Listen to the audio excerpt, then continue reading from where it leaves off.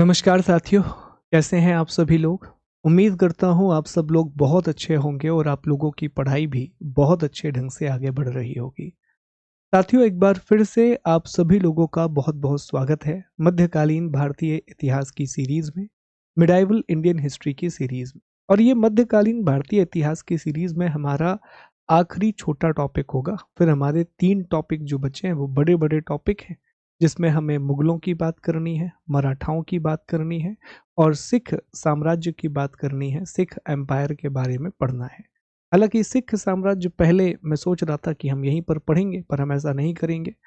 हम सिख और मराठा दोनों जो टॉपिक हैं वो आधुनिक भारतीय इतिहास में पढ़ेंगे। पहले आपको पता चल जाए कि अंग्रेजों ने कैसे विस्तार किया, ब्रिटिशर्स ने कैसे एक्सपेंशन किया, उसके बाद दोनों टॉपिक मैं आपको वहां पर पढ़ाऊंगा। ठीक है, तो मराठा और सिख हम पहले ये दोनों टॉपिक मध्यकाल में पढ़ने वाले थे। अब हम ये दोनों टॉपिक नहीं पढ़ेंगे। ये बात अभी से मैंने आपको बता दी कि जब आप मिडाइवल की वीडियो देखोगे तो इसमें आपको मराठा और सिख नहीं मिलेंगे, ये आपको आधुनिक भारतीय इतिहास में दिखेंगे। पर और भी भारत में छोटे छोटे अलग अलग प्रांतीय राज्यों की उत्पत्ति हुई। इंडिया में छोटे छोटे प्रोविंशियल स्टेट आए। किस क्षेत्र में कौन सा राज्य आया, यहाँ से जो प्रश्न पूछे जाते हैं वो क्षेत्र, संस्थापक और उनके द्वारा अगर कोई प्रमुख कार्य किया गया है वहां से प्रश्न पूछे जाते हैं। तो हम चर्चा करेंगे बंगाल में किसका शासन रहा। ठीक है, हम बंगाल की बात करेंगे। बंगाल के बाद साथियों हम कश्मीर की बात करेंगे कि कश्मीर वाले क्षेत्र में किसका शासन रहा, जहां पर जैनुल आबदीन करके एक शासक आएंगे। कश्मीर के अकबर, जौनपुर, मालवा, गुजरात, मेवाड़ और खानदेश। पहले ये पूरे टॉपिक में आपको पढ़ाऊंगा और आखिर में एक टेबल हम बना करके, तो अगर आप कभी भी रिवीजन करें तो सबसे आखिर में जो टेबल मैं आपको दूंगा बस वो रिकॉल कर लीजिएगा। सारी चीजें अपने आप आपको याद आ जाएंगी। छोटा सा लेक्चर होगा, लगभग 20-25 मिनट का लेक्चर होगा और उसमें हम सारे टॉपिक को कंप्लीट कर लेंगे साथियों। ठीक है, चलिए। तो सबसे पहले हम चर्चा करते हैं जौनपुर के बारे में। अब अगर आप लोगों को याद हो तो हम लोगों ने डिस्कस किया था कि एक दिल्ली में तुगलक वंश था। ठीक है, तुगलक वंश। और तुगलक वंश का एक सुल्तान था और सुल्तान का नाम था फिरोज शाह तुगलक। तो फिरोज शाह तुगलक ने अपने भाई जौना खान, अपने भाई जौना खान, जिसे हम मोहम्मद बिन तुगलक के नाम से जानते हैं, इसके सम्मान में, इसको ऑनर देने के लिए एक शहर बसाया था जिसे हम जौनपुर कहते हैं। वर्तमान में ये उत्तर प्रदेश में आता है, यूपी में आता है। जौनपुर नाम का शहर बसाया था। तो शहर किसने बसाया था? फिरोज शाह तुगलक ने। किसके लिए बसाया था? तो ये शहर बसाया गया था मोहम्मद बिन तुगलक अर्थात जौना खान के लिए। ठीक है, बाद में यहाँ स्वतंत्र राज्य की स्थापना होती है। कैसे, कब, आइए ये समझते हैं। तो यहाँ शर्की नाम का एक राजवंश आता है और शर्की राजवंश की स्थापना मलिक सरवर ने की थी, जिसे ख्वाजा जहान के नाम से जाना जाता है। फिरोज शाह तुगलक के पुत्र सुल्तान महमूद ने मलिक उस शर्क की उपाधि इसको प्रदान की थी। मलिक सरवर को मलिक उस शर्क की उपाधि प्रदान की थी। प्रमुख शासकों में मुबारक शाह, शमसुद्दीन इब्राहिम शाह, महमूद शाह और अंतिम शासक हुसैन शाह होता है। लगभग 75 वर्षों तक इन्होंने शासन किया। अंततः बहलोल लोदी ने इस पर कब्जा कर लिया और वापस से जौनपुर को दिल्ली सल्तनत में मिला लिया। इब्राहिम शाह के जौनपुर को भारत के सिराज के नाम से जाना जाता था। देखो, कहानी बहुत बड़ी नहीं है जौनपुर की, एक छोटी सी कहानी है। शहर की स्थापना किसने की थी? तो शहर की स्थापना फिरोज शाह तुगलक ने की। फिर मलिक सरवर नाम का एक व्यक्ति था, इसने विद्रोह कर दिया और जब मलिक सरवर ने विद्रोह करके यहाँ स्वतंत्र राज्य की स्थापना कर ली और उसे शर्की नाम दिया। यहाँ शर्की नाम का एक राजवंश आया। इन्होंने लगभग 75 वर्षों तक शासन किया, ऑलमोस्ट 75 ईयर तक रूल किया। फिर जब दिल्ली का सुल्तान बहलोल लोदी बना, जब दिल्ली का सुल्तान बहलोल लोदी बना, तो बहलोल लोदी ने दोबारा से शर्कियों को हराया और हराने के बाद इसे दिल्ली सल्तनत में शामिल कर लिया। इसे दिल्ली सल्तनत में दोबारा से शामिल कर लिया। तो इतनी ही कहानी है। ऐसा नहीं है कि बहुत एक लंबी कहानी है, बहुत लंबी सी स्टोरी है, तो इसे दिल्ली सल्तनत में शामिल कर लिया। ये हुआ तुगलकों के समय था। तुगलकों के समय हमने देखा था कि दिल्ली सल्तनत टूटना शुरू हो गई थी। तो फिरोज शाह तुगलक के बाद जो शासक आए उनके समय में शर्की राज्य की स्थापना होती है जौनपुर में। सवाल बड़ा सिंपल सा आएगा। सवाल एक पूछा गया था कि शर्की राज्य का संबंध कहाँ से है, तो वो जौनपुर से है। उसका संस्थापक कौन था? मलिक सरवर। दो तीन बातें कल्चर से पूछ ली जाती हैं, जैसे जौनपुर को शिक्षा के केंद्र के रूप में विकसित किया गया था। जो जौनपुर है इसे इस्लामी शिक्षा के केंद्र के रूप में स्थापित किया गया। ये इस्लामी शिक्षा का एक बहुत बड़ा केंद्र था। यही कारण है कि इसे भारत का सिराज बोलते हैं। इसे भारत का सिराज बोलते हैं। सिराज इस्लामी शिक्षा का एक महत्वपूर्ण केंद्र है, तो भारत का सिराज जौनपुर को बोला गया। विशेष तौर पे जब इब्राहिम शाह यहाँ का राजा था तो उसने इस्लामी शिक्षा का बहुत विकास किया था, तो जौनपुर को भारत का सिराज बोला गया। ठीक है, कुछ बातें ये भी याद रखना, जैसे इब्राहिम शाह ने दो इमारतें बनवाई थी। एक अटाला देवी की मस्जिद, जिसे अब सिर्फ अटाला मस्जिद कहा जाता है। ये कन्नौज के राजा विजय चंद्र के द्वारा अटाला देवी के मंदिर को तोड़ करके बनवाई गई थी। तो कन्नौज के राजा हुआ करते थे विजय चंद्र, इन्होंने अटाला देवी का मंदिर बनवाया था। इब्राहिम शाह शर्की ने उस मंदिर को तोड़ा, वहां मस्जिद बनाई, जिसे अटाला देवी की मस्जिद कहा जाता है। इब्राहिम शाह ने ही एक और मस्जिद बनवाई थी, झंझरी मस्जिद, ये भी जौनपुर में है। महमूद शाह सरकी के द्वारा जौनपुर में लाल दरवाजा मस्जिद बनवाई गई थी। यहाँ से सिर्फ एक ही इंपॉर्टेंट है, अटाला मस्जिद या अटाला देवी की मस्जिद, ये इब्राहिम शाह सरकी ने बनवाई थी। कहाँ पर है? जौनपुर में है। बस जौनपुर के बारे में इतनी ही बातें याद रखना है और कुछ याद रखने की आवश्यकता नहीं है। जौनपुर के बाद अगला जो राजवंश है वो है कश्मीर। कश्मीर की स्थापना सुहादेव नाम के एक हिंदू व्यक्ति ने 1301 में की थी। ऐसा नहीं कि इससे पहले कश्मीर में शासन नहीं होता था। हम मध्यकाल के कश्मीर की बात कर रहे हैं, हम मिडाइवल पीरियड के कश्मीर की बात कर रहे हैं साथियों। तो कश्मीर में 1301 में एक हिंदू राजा सुहादेव का शासन था। 1339-40 में कश्मीर में शाहमीर के द्वारा पहले मुस्लिम वंश की स्थापना की गई। कश्मीर का पहला मुस्लिम शासक शाहमीर था, जिसका मूल नाम शमशुद्दीन शाहमीर था। इनकी राजधानी इंद्रकोट हुआ करती थी। अलाउद्दीन ने अलाउद्दीनपुर या श्रीनगर की अलाउद्दीनपुर में अपनी राजधानी स्थापित की थी। सुल्तान सिकंदर शाह को बुत शिकन कहा गया क्योंकि वो बड़े पैमाने पर मूर्तियां तोड़ता था। इन सब से सवाल नहीं आता है। ये ऊपर का पूरा डिस्कशन आप भूल जाओगे, याद नहीं रखोगे, कोई दिक्कत नहीं है। सवाल सिर्फ एक बनता है, वो बनता है जैनुल आबिदीन से, जिसे कश्मीर का अकबर कहा जाता है। 1420 में कश्मीर का एक मुस्लिम शासक होता है जिसका नाम था जैनुल आबिदीन। ये बहुत ही प्रसिद्ध शासक हुआ, एक बहुत ही फेमस रूलर हुआ।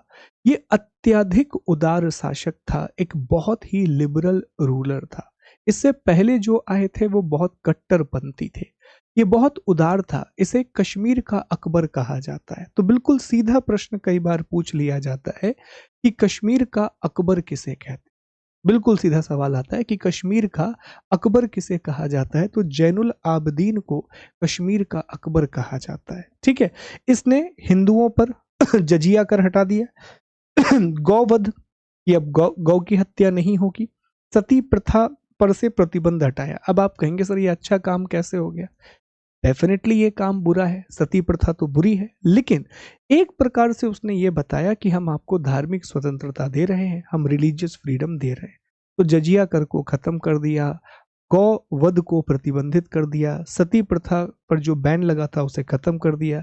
इसके समय जो न्याय मंत्री थे वो श्री भट्ट थे, तो एक हिंदू थे जो बहुत बड़े पद पर काम करते थे। महाभारत और राजतरंगिणी का फारसी में अनुवाद करवाया और वुलर झील, कश्मीर की सबसे प्रसिद्ध झील है वुलर और डल। वुलर झील में एक कृत्रिम द्वीप बना हुआ है, एक आर्टिफिशियल आइलैंड बना हुआ है जिसका नाम है जैना लंका। ठीक है। तो जैना लंका जो कृत्रिम द्वीप है, जैना लंका एक आर्टिफिशियल आइलैंड है जो वुलर लेक पर बना हुआ है। इसे भी जैनुल आबदीन ने बनवाया था। सवाल क्या बनता है? सवाल बनेगा, पहला सवाल जो बहुत कॉमन है, कश्मीर का अकबर किसे कहा जाता है? तो जैनुल आबदीन को कश्मीर का अकबर कहा जाता है। दूसरा, वुलर झील पर जैना लंका का निर्माण किसने करवाया? तो वुलर झील में जो जैना लंका नाम का एक कृत्रिम द्वीप बना हुआ है, उसे कश्मीर के सुल्तान जैनुल आबदीन ने बनवाया था। That's it. इतने ही सवाल कश्मीर से बनेंगे, बाकी नहीं। तो अब तक हम क्या पढ़ चुके हैं? हमने जौनपुर की चर्चा कर ली। जौनपुर में मलिक सरवर ने शर्की वंश की स्थापना की थी। इब्राहिम शाह सरकी ने अटाला देवी की मस्जिद का निर्माण कराया। फिरोज शाह तुगलक ने जौनपुर का निर्माण अपने भाई जौना खान के लिए करवाया था। इतनी ही बातें याद रखना है। बहलोल लोदी ने जौनपुर को जीत लिया और दोबारा से दिल्ली सल्तनत का हिस्सा बना दिया। ठीक है प्यारे दोस्तों, चलिए अब हम बंगाल की बात कर लेते हैं कि इस समय बंगाल वाले क्षेत्र में क्या हो रहा था। तो मोहम्मद बिन बख्तियार खिलजी ने बंगाल को दिल्ली सल्तनत में मिलाया था। पांडुआ में अदीना मस्जिद का निर्माण सुल्तान सिकंदर शाह के द्वारा करवाया गया। अलाउद्दीन हुसैन शाह ने पांडुआ से अपनी राजधानी हटा करके गोंड बना ली। सवाल क्या बनेगा वो देखना कि जब अलाउद्दीन हुसैन शाह बंगाल का शासक था तो उनके समकालीन थे महाप्रभु चैतन्य या चैतन्य महाप्रभु, जिन्होंने अचिंत भेदा भेद का सिद्धांत दिया था।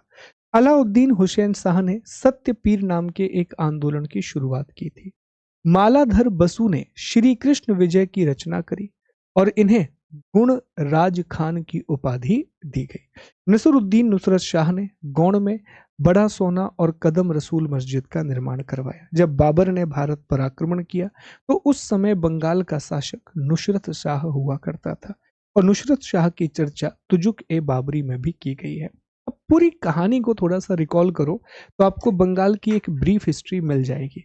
अच्छा, बंगाल की कहानी बड़ी खतरनाक रही है। बंगाल बहुत लंबे समय तक ना अस्थायित्व तो रहा है बंगाल में, और आज भी कई बार हो जाता है ऐसा कि ऐसी परिस्थितियां बन जाती हैं, और बांग्लादेश में तो विशेष तौर पर आप देख पाए, क्योंकि जब हम इतिहास में बंगाल की बात करते हैं तो उसमें पश्चिम बंगाल और बांग्लादेश हम दोनों को जोड़ करके बात करते हैं।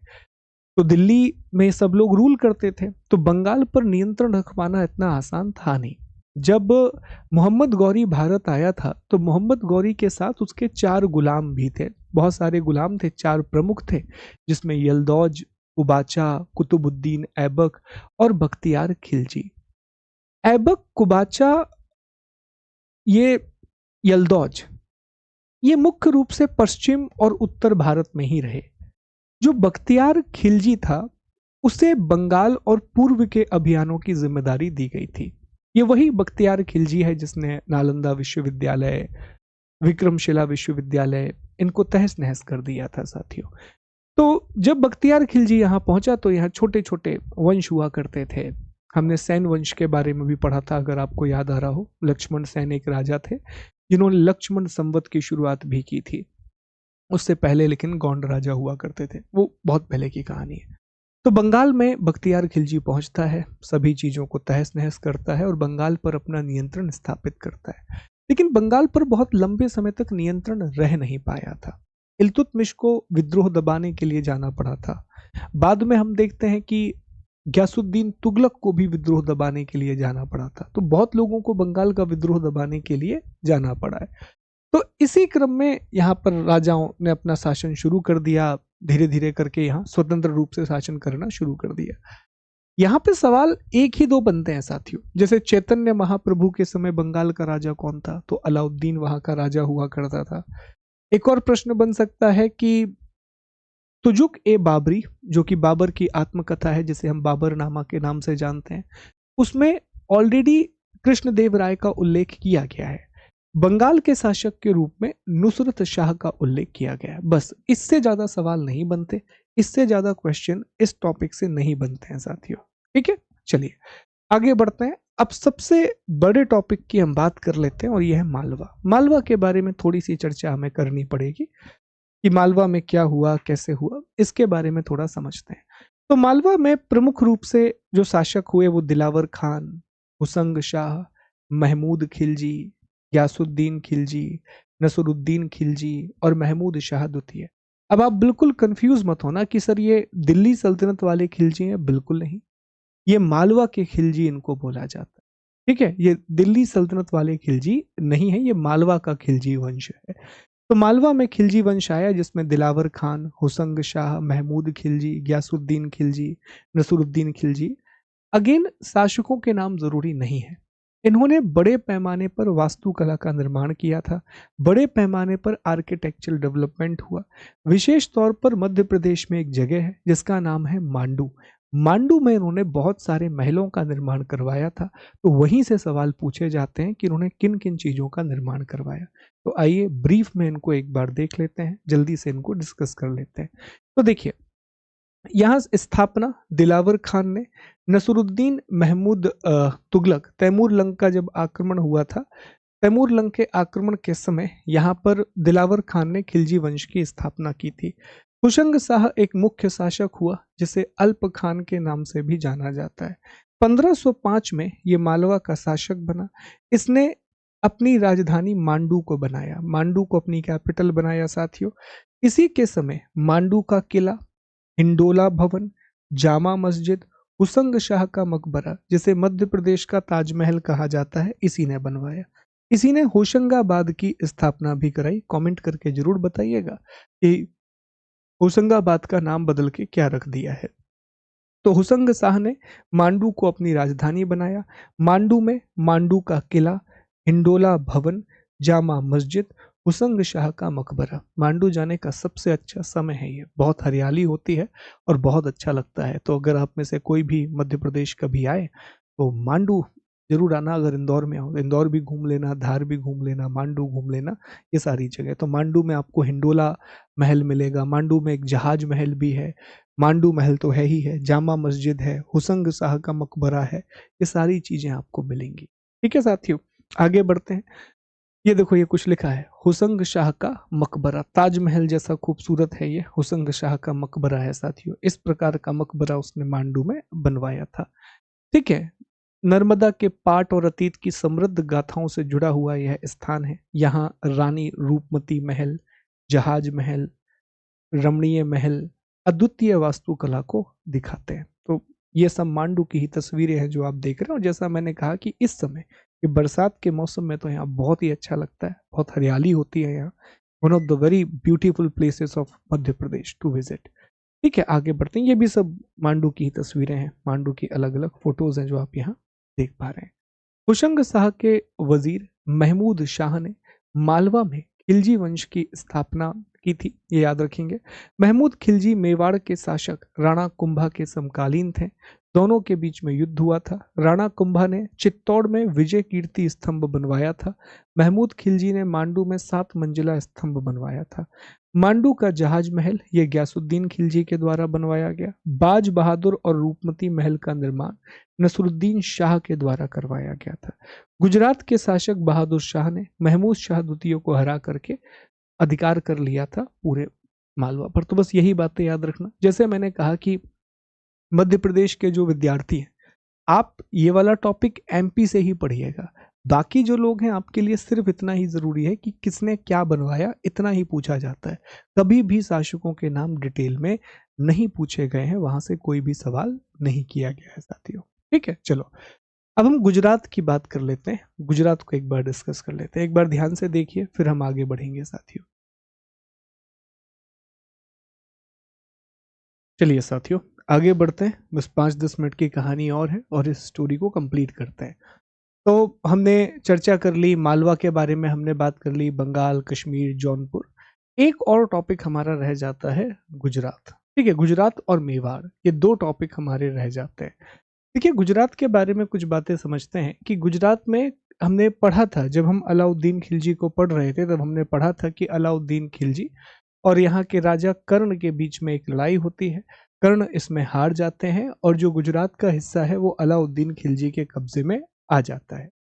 फिर गुजरात के प्रमुख शासकों की हम बात करें तो मोहम्मद बिन तुगलक ने यहाँ जफर खान को सूबेदार के रूप में नियुक्त किया था, लेकिन उसने अपने आप को स्वतंत्र घोषित कर लिया और सुल्तान मुजफ्फर शाह के नाम से यहाँ का शासक बना। एक शासक हुआ अहमद शाह। एक हुआ महमूद साहब बेगड़ा जो सबसे प्रसिद्ध शासक हुआ यहाँ का, और बहादुर शाह। ये वही बहादुर शाह है जिसका पीछा हुमायूं बहुत लंबे समय तक करेगा, और जब हुमायूं इसका पीछा करेगा ये ऐसे लगेगा कि पुर्तगाली इसकी मदद करेंगे, पर अंततः पुर्तगाली ही इसे मार डालेंगे। तो इसी के साथ गुजरात का जो वंश है वो खत्म हो जाएगा। प्रमुख बातें हम देखें कि अहमद शाह ने साबरमती नदी के किनारे अहमदाबाद नाम का नगर बसाया था। जो अहमद शाह थे ना, ये सुल्तान, इन्होंने साबरमती नदी के किनारे अहमदाबाद नाम का नगर बसाया, और पाटन इनकी पुरानी राजधानी थी। पाटन से अपनी राजधानी को हटा करके अपनी नई राजधानी अहमदाबाद को बनाया था। सबसे प्रसिद्ध शासक महमूद बेगड़ा हुआ। इनके दरबारी कवि उदयराज बेगड़ा थे, जिन्होंने महमूद चरित नाम की किताब लिखी। मुस्तफाबाद और मोहम्मदाबाद नाम के दो शहर बसाए। सुल्तान सिकंदर लोदी के समकालीन थे और सिकंदर लोदी से बहुत अच्छी मित्रता भी थी। सिकंदर लोदी ने इनको उपहार भी भेजे थे। ठीक है। बारबोसा ने महमूद बेगड़ा को विश्व पुरुष कहा है। मैं बारबोसा और बारथोमा, ये दो अलग अलग यात्रियों के नाम है साथियों। तो बारबोसा ने विश्व पुरुष कहा है, और बारथोमा ने कहा है कि उसकी मूछें इतनी लंबी थी कि वह उन्हें अपने सिर के पीछे बांधता था। इसके राज्य में एक मुख्यमंत्री थे, और मुख्यमंत्री का नाम था गोपी बेगड़ा, जो कि एक ब्राह्मण थे, और संगीतज्ञ मंजू कालमवत को इन्होंने संरक्षण दिया था। देखो, मैं फिर से कह रहा हूँ कि ये टॉपिक बस हम इसलिए पढ़ रहे हैं क्योंकि एक क्रम में है। यहाँ से सवाल बहुत बहुत रेयर आते हैं, बहुत ही कम सवाल आते हैं।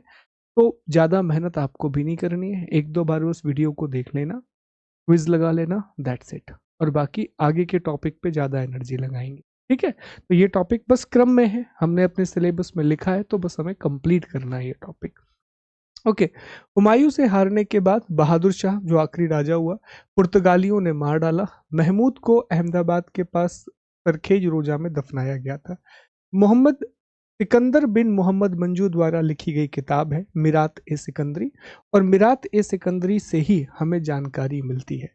ठीक है साथियों। फिर इस एक बात कही जाती है कि ये जो सुल्तान था वो लगभग 37 किलो खाना रोज खा लिया करता था, पर वो सब कहानियां हैं, पढ़ लेना एक बार। एक और राज्य हुआ छोटा सा खानदेश। तुगलक वंश के पतन के समय फिरोज शाह तुगलक के सूबेदार मलिक अहमद राजा फारूकी के नाम से नर्मदा और ताप्ती नदियों के बीच खानदेश की स्थापना की। महाराष्ट्र में मुख्य रूप से खानदेश था। इन्होंने अपनी राजधानी बुरहानपुर को बनाया। इनका सैन्य मुख्यालय असीरगढ़ था, और बाद में अकबर ने खानदेश को मुगल साम्राज्य में मिला लिया। आखिरी में आते हैं महान मेवाड़। मेवाड़ महानतम शासक मेवाड़ के रहे साथियों, जिसमें प्रसिद्ध नाम है महाराणा प्रताप का, जिनके एक प्रसिद्ध घोड़े भी थे जिनका नाम था चेतक। ठीक है। तो मेवाड़ की राजधानी चित्तौड़गढ़ थी। अलाउद्दीन खिलजी ने 1303 में मेवाड़ के रतन सिंह को पराजित करके दिल्ली सल्तनत में मिला लिया था।